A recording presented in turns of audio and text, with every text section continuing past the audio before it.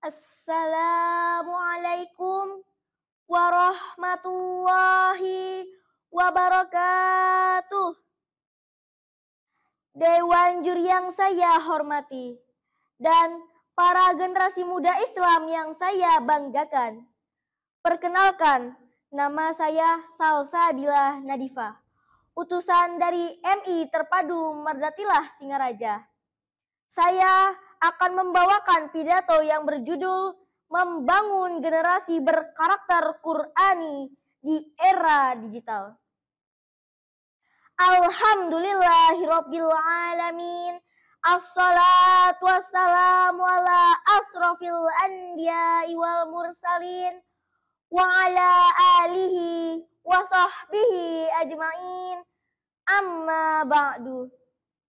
Pertama-tama, marilah kita panjatkan puji dan syukur kehadirat Allah Subhanahu wa Ta'ala yang telah melimpahkan rahmat dan hidayahnya sehingga kita dapat berkumpul dalam keadaan sehat walafiat pada pagi yang berbahagia ini.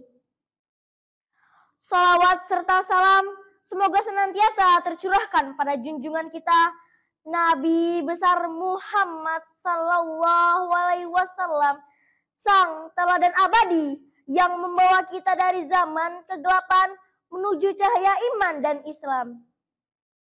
Hadirin yang dirahmati Allah, hari ini kita hidup di era yang sungguh menakjubkan, era digital.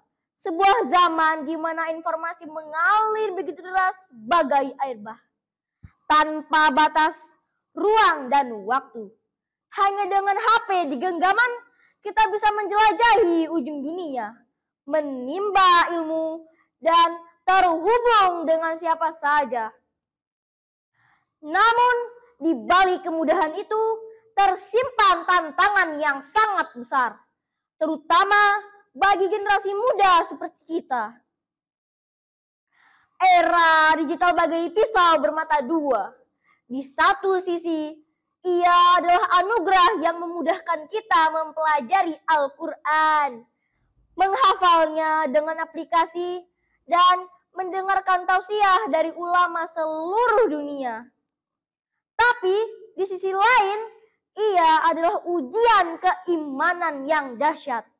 Banjir informasi hoax, konten-konten maksiat, nilai-nilai materialisme, dan gaya hidup hedonis menerpa setiap saat, menggerus moral dan akhlak kita sebagai generasi Islam.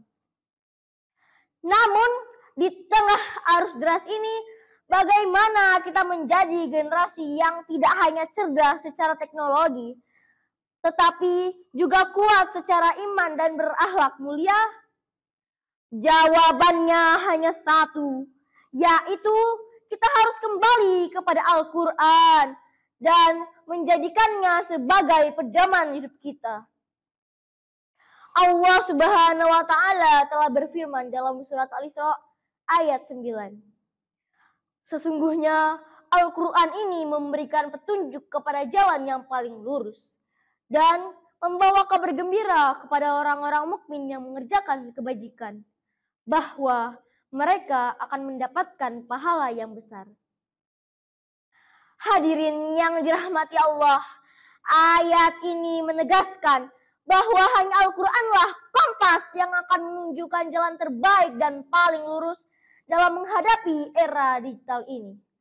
Namun, membangun karakter Qur'ani di era digital bukan berarti menolak teknologi.